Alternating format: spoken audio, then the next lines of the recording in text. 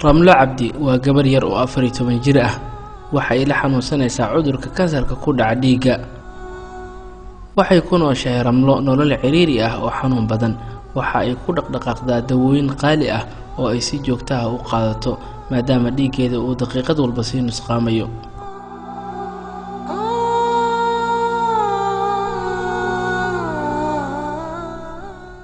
waxay ka dhalatay qoys sabool ah oo aan waxba haysan.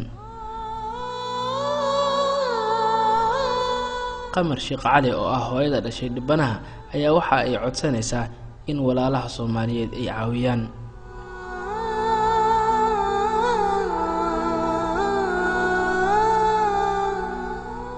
lix isbitaal oo ku yaala magaalada Nairobi ayaa wax looga qaban waayay Ramla. waxa ayna imika ku jirtaa isbitaalkii toddobaad oo isbuuc walba ka doonaya 20,000 oo lacagta dalka Kenya ah taasoo u dhiganta $200 iyo ziyaado.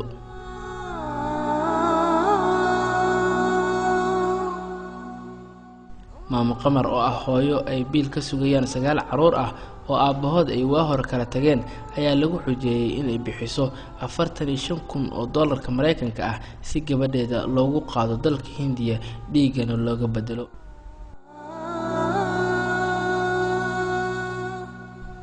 haddaba walaalaha muslimiinta ah meel kasta oo ay caalamka kaga nool yihiin waxaa laga codsanayaa in ay caawiyaan hooyada Soomaaliyeed ee la daalaa-dhacaysa xanuunka haya gabadheeda yar.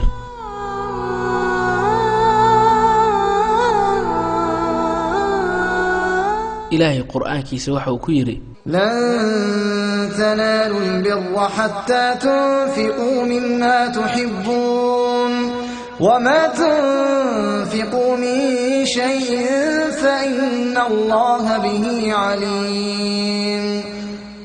علماء وحي آيات سكوفة سرين لن تدركوا الجنة أي قفك جنة مقاليو أما مقاريو إلا وبحيو أو صدقيستو مالكيسا كوا وجعليهي sidoo kale Ilaah subhanahu wa ta'ala waxa uu leeyahay was-saabiquuna as-saabiquun ulaa'ika al-muqarrabuun.